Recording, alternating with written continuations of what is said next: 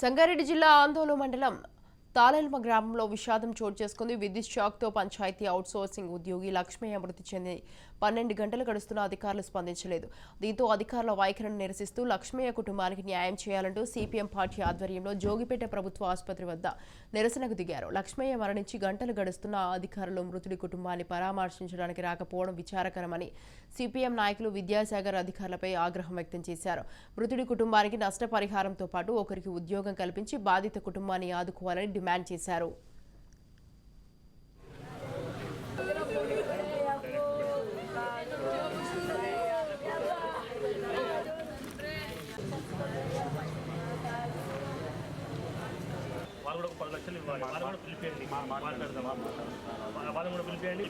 ఇక్కడ ఉన్నది కూడా వాళ్ళ కుటుంబానికి ఏదైనా హెల్ప్ చేసి సాయం చేసి ఆదుకుందామని ఉద్దేశమే తప్ప ఇంకోటి లేదు. రాష్ట్రం కూడా మనం ఆయన చదువుకున్నాడు పిల్లలు 50 లక్షల ఎక్స్‌గ్రేషియా వెంటనే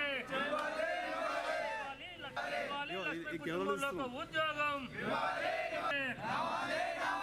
రావాలి అధికారులు వెంటనే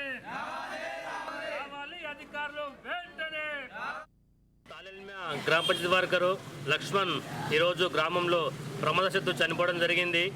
గ్రామంలో ఆయన చనిపోవడం ఈరోజు చాలా దురదృష్టకరం. ఈరోజు ఆయన చనిపోవడం ఈరోజు గ్రామంలో చాలా బాధాకరమైన విషయం. కానీ చనిపోయినప్పటికీ సంబంధిత అధికారులు ఎంపీఓ కానీ ఎంపీడీఓ కానీ అక్కడ కరెంటు డిపార్ట్మెంట్లు కానీ ఇప్పటి వరకు కూడా ఎవరు కూడా వచ్చి లక్ష్మణ్ కుటుంబాన్ని పరామర్శించిన దాఖలాలు లేవు. అంటే ఇది చాలా దుర్మార్గం. జీపీ వర్కర్ అంటే ఈరోజు అంత చిన్న చూపు.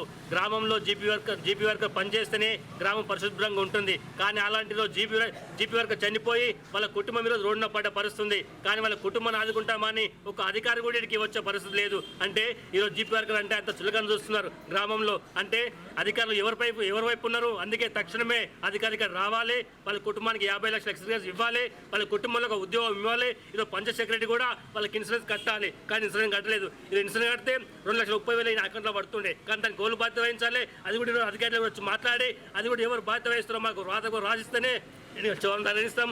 లేదంటే ప్రభుత్వం వచ్చి మాకు రాతపూర్ హామీ ఇచ్చే వరకు శవం ఇక్కడనే ఉంటుంది. తక్షణం అధికారులు రావాలని సిఐ తరఫున డిమాండ్ చేస్తున్నాం.